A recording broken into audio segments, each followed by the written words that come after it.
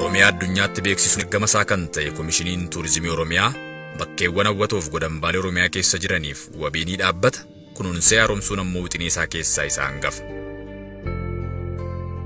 Bahaa hanga lixaatti, kaabaa hanga kibbaatti bakkeewwan hawwatoos ta'e faaya bareedina uummatichaa beeksisuuf jabaatee kan hojjetu komishinichi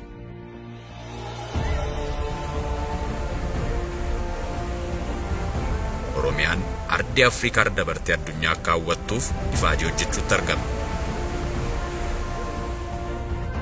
Faaya miidhaginaa uumamaan badhaatu Oromiyaan bal'oodha hundumaaf kan taatu.